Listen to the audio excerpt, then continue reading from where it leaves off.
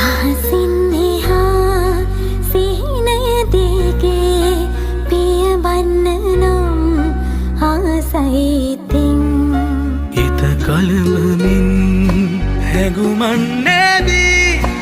ඔච්චම් කළේ කවදාකෝ